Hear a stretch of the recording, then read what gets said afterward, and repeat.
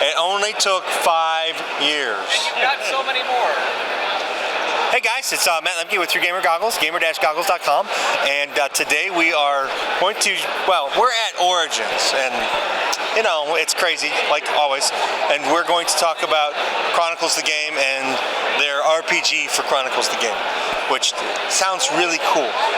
They've got some neat little things, and we're going to talk with, that's Chip. So Neil. It is. I want to call him Skip, Chip and Skip, but it wasn't right. I knew my name. That would be pretty awesome. Well, you know, you could be like also known as Skip. There you go. All right. Would work. But anyway, we're going to start with the tabletop game. Nice little toys. That's our chieftain, yeah. So Chronicles is a tabletop miniature war game. The model he just held up is showing you our chieftain, which is for one of our factions called the Great Forest Tribes.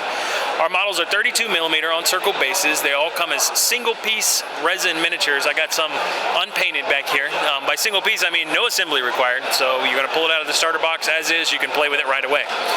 They will come unpainted, or if you join our Kickstarter, we will have our artist who actually painted that model is also going to be an add-on for the Kickstarter.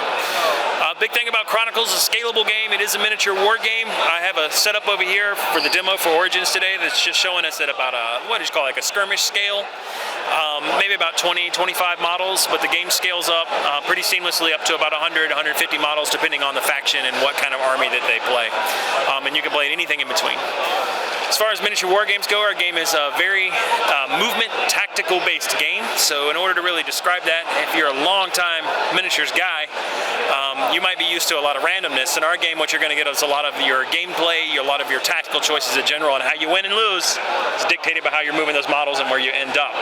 The reason for that is all of our models, they move independently. We're not squad-based, we're not unit-based. But what happens is when they get into a close combat, they form up with everybody standing right next to them to fight. We call that the dynamic unit formation. It's kind of realistic. Right. If I happen to be standing next to you and we're fighting those guys over there, you and I are a unit.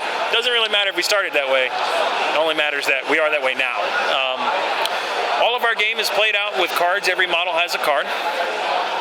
And then we have a faction card which contains faction-specific rules, so each faction plays a little bit differently. And you don't need a big book or a codex to play. That's all you need is the cards for your models and then one of these guys right here. This is our Arkland faction card here. Special rules for the faction. And the way our system works is when you get into a melee combat, those cards tell you how many dice you're supposed to roll and of which color. And we have a big set of colored dice, and all the dice, can you reach it? I reached it. All the dice have symbols on them. So no for numbers. Sword, shields, and skulls. An exclamation. I don't know where the exclamation comes from, but sword, shields, and skulls. That triple S. I think it's ouch. That's it. Ouch. Actually, it's called tactical. That's what we call it. But it doesn't have an S in it. That's the problem. We were trying to figure that out earlier. How do we make them all S's? But anyway, so when you get into a combat, you're rolling swords, that's hits. Of course, shields is a type of defense, and skulls is critical hits for us. That's how much damage you do. You do a little bit of wound allocation and remove some models. So you won the fight, roll for morale, and good to go. So like any other miniature war game, when you play our game, you're typically competing over an objective. You're trying to fight to kill a commander. You're trying to burn enemy supplies, battlefield control. We have a whole slew of battles with different scenarios and that you can play. And the lore here is pretty thick. Right now we got about 500 pages up on our wiki that you can feel free to dive through. It's very encyclopedic at the moment, and that project is continuing. But when we go into Chronicles, for our Kickstarter, we will be getting what we call Season 1. So Season 1 is the storyline up to date, and the storyline of Chronicles will be unfolding as the game takes place. Every 6 months is a new season, and the way that it unfolds is through the backbone of this entire miniature game called our online community RPG, or what we call the OC RPG. So the way that works is when you come in to play our game, you want to be involved in our community, like this fella right here. He's a community involvement guy. He comes in and he does videos just like what we're doing right now. He goes in and he creates a character that's part of the OC RPG. And part of that character says that anytime he wants to be involved in the Chronicles community, make a video, interview somebody, talk to us, I don't care, just as long as you're doing community involvement, he can post that on our OC RPG, not only so that other players can find that, just like you would on YouTube, but also that his character is earning experience points for doing those actions. And those experience points are super important because they fuel his faction, and his faction, how well his faction does for that season and how the storyline will unfold will be based on people just like him, or people that are doing art, people that like to play and record games, people that like to do fan fiction, people that like to run events. I could go on. with a number of things that you'll be able to do in the OCRPG to gain experience. Now, every single faction in the OCRPG will have a real leader. Our Kingdom of Arkland will have a real King of Arkland. He will be a player in the OCRPG elected every season. Our great forest tribes over here, as the model he was showing you earlier, will have great chieftains. Those people are the people that are deciding how the story gets unfolding, and they are relying on their player base to generate what they need in order to be successful, whether it be narrative points, politics points, art points, and so on and so forth. So if you're into making, or you want to be part of a rock-solid community, that is truly what Chronicles is all about. It's not just a miniature game. We are here to build the greatest community that we can possibly make. All right, and now we're going to take a short break. Actually, I'm just going to cut it and we're going to go to a demo. Oh, anytime. Yeah, I'll just cut the... Yeah, perfect. Got it all. All right. So just to give you a quick demonstration of how Chronicles actually plays. Our game plays in phases. First phase of any game turn, we would determine who's going to get to choose to go first for that game turn. I do that in Chronicles through what we call a roll-off, which is I roll 3 of our black dice. The guy who gets the most exclamation marks gets to say, hey, I want to go first, or act first. Or he can make the other guy act first. It's pretty important you do that every turn. We do that during what we call our upkeep phase. And the first real phase of the game is called movement. So if I was an Arkland player over here and I wanted to move, I would just check out my card and I can see that there's a little picture of a running man with a number next to it. It tells me how many inches I'm going to go. So I can tell that my Warrior of the Realm, who's armor clad, he can move 5 inches, so I just lay it out and I would just move in 5 inches. Horses move 8, so I can just swap over here to the 8. He can move 8, and I can move this in any direction I want. There's no units, no squats, right? As soon as I'm done moving, my opponent's going to move. So we do what's called alternating activation. So my opponent can now move all his models. Maybe my opponent wants to run away from me, right? Maybe he wants to charge right in. Who knows? Your opponent wants to kill things. There you go. So moving those things in. That's it for the movement phase. After that, it's what we do called the special phase. Special phase in Chronicles is where you would do things like cap objectives, complete a mission, but more importantly, do things like cast spells. So this is where spellcasters would go. And right now, sitting on the table, I got a paladin. She's a spellcaster. I could flip over her cards to see what spells she has, and I can see that she has Crusade, and I want to cast Crusade because I know I'm fixing to get into a fight. Crusade will keep me alive. So the way every spellcaster in Chronicles acts a little bit differently, because nobody casts a spell in Chronicles without consequences. For paladins, when they cast spells, they have what's called light magic. Now, they only call it light magic because they think they're holy. What we would really call it is fire magic, because that's how it really operates. So when they cast a spell, they kind of exude a lot of heat, and anybody standing around them has a tendency to get evaporated because of it. So for her, I could roll a black die, and first I would roll for any of my models that were in 2, and there aren't any, so now I'm going to roll for the opponent. And if I roll a skull, which I didn't, one of them would drop dead and I would keep rolling. But since I didn't roll anything, they're all okay. We would move on. What Crusade's going to allow her to do is a spell, keep her healthy when we get into the combat. I'll talk about that in a minute. Over here, we has a bear. I can see the werebear. That's actually a spell from the bear shaman. She transforms into werebears. Once she's in werebear form, she doesn't cast spells. She's just straight diesel. That's all there is to it. So that's what she's going to be. She's gonna eat you. That's it. So she's gonna eat them. That's it for our special phases. There was like an objective right here that he wanted to flip or to claim. He would just say, I'm using a special action to claim the objective. That's it. Real straightforward. I was going to ask about those. Yep. And they're different colors for every faction? Yes, they had the faction symbol on them. So this would be the Arkland symbol. That would be the tribes over there. Past that, we'd move into shooting phase. I don't really have any models right here that shoot, but I could go over that, but we'll skip that for now. Next up in Chronicles, and I was telling you before that Chronicles is a heavy movement tactics game. And the way that that plays out is we actually have 2 movement phases per turn. This one's called the charge run phase. So what's interesting about that is, just to give you an example, is when you had said, oh, I want to run away, even if you had run away in the movement phase, this horse might have still had range to get you during the second movement phase, so on and so forth. So it's really important in Chronicles to think about, hey, I get to move twice, and what is my opponent going to do? It also matters about, hey, who got to go first this turn? Sometimes going first lets the other guy know what you did before he gets his second move. It's real important. So once we had moved, I'm just going to charge everybody in. Let's just get into fighting, right?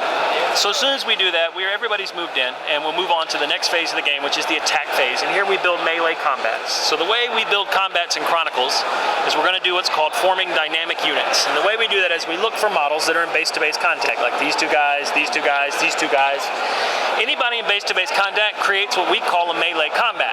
Then anybody that's within 2 inches of them joins the melee combat, right? So these guys create one, these guys guys create one, these guys create one, and he's going to join one because he's within 2 of them.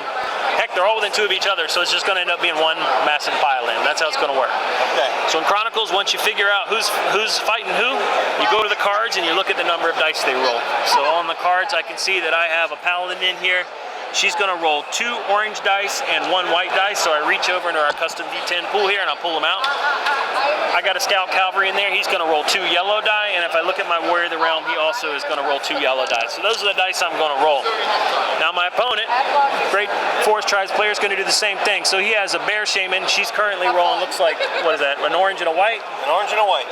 And then another orange and a white. And I got another orange and a white for my tribe wild guard. And I got a yellow over here. And then I got a yellow for my tribe warrior. Now, if I was to flip that card over in the bear shaman, I'll also see that because she's in werebear form, she actually gets to roll more dice. That's how this works. So if I flip it over and I say it'll compare to her wild meter, which I haven't talked about yet, and that's getting a little more complicated than I want to do right now. But let's say the wild meter is currently a 3, she would get to roll 3 additional orange dice and contribute to that fight. Okay. So to resolve this battle, all you do in Chronicles, you just pick up the dice and roll and see what you get. It's really straightforward. There's no charts or tables or anything Oh my gosh, like you gave me loaded dice. The best roll. Roll it again. That is amazing. I'll tell you what you can do about it though. Just keep that roll right there and I'll show you what you can do. I'll show you how Chronicles works. So I've rolled 4 swords, which is really good, and 3 shields. Now my opponent here, he only rolled 2 shields, and he's like, wow, that roll was epically bad, and I would have to agree. So what he does with shields in Chronicles is you go to what we call the resolve table. Okay, the resolve table. So what the resolve table is unique to every faction, and basically for the number of shields that you roll, you get to pick an option on the resolve table that you want to use. Now he rolled 2 shields, so he could pick option number 2, which handedly reads, he's allowed to re-roll, which I would probably take. Yeah, I am re-rolling. Just your dice. Because that roll was awful. Now the penalty for the re-roll is he's minus 2 shields, so I'll go ahead and subtract that one, but then this becomes his new roll. So he's got 1, 2, 3 swords, 4 swords, a skull, and 2 more shields. Now, here's what I rolled. I rolled 4 swords and 3 shields. I'd go look at my Arkland faction card and I would pick my resolve meter, which I think is heroic sacrifice at a 3, which means when I get a model killed, he's going to absorb a few more wounds on the way out. That's what's going to happen. So the way we do wound allocation in Chronicles is pretty straightforward. Once I pick my resolve, I can just kind of move the shields. For you, you would probably do what we call a swap down because you can't pick 2 again. The swap down means you would roll 2 blue dice, and if you roll a shield on either one of them, you just straight up ignore some wounds. So he rolled 2 shields, so he just straight up ignores 2 of my wounds right out of the gate, right? So now I would do 2 wounds to him. In Chronicles, you always start allocating wounds to the majority model, which I can see you have 2 wild guards, so they would be the majority. Okay. If I look at the wild guard's card, he has 1 armor and 1 health. So the first damage I do destroys his armor, and the second damage I do kills him. Eliminates him. Make sense? All right. Now he's coming right back at me. First, I always apply critical hits. I look for a majority model. I ain't got one, so now I get to pick. I'm going to choose the warrior of the realm. So Yeah, he you takes the choose first the guy one. without the horse. That's it. That's exactly right. Now he's going to die because critical hits ignore his armor. If I look at his card, he has 1 armor. Here he is. And it's going to go straight to his wounds. But because of the heroic sacrifice I got, he's going to ignore an additional 2 wounds on the way out, so he'll take 2 more with him. Now I got to apply 2 more wounds. I'll choose my scout cavalry. The first one destroys his armor. The second one does a wound to him, so now he's wounded and the combat's over. Okay. It's really straightforward. The hardest part is just getting through wound allocation. Once you do it a couple times, you just zip right through just like I did. No big deal. At this point, we'd roll morale, but since we both lost the same number of models, we actually tied the melee combat, so there's no reason to roll for morale.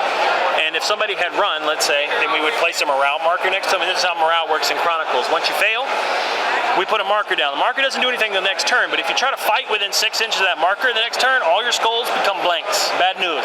So we don't force you to run away in Chronicles. We just make you really want to run away in Chronicles. That's how it works. That's it. Then after the attack phase is the resolve phase in Chronicles, which you do things like score points or whatever the mission really asks for. That is the whole game in a nutshell. I just walked you through all the rulebook. Excellent. Off you. Absolutely. Thank you, guys. Good stuff. Yes. Perfect. Thank you.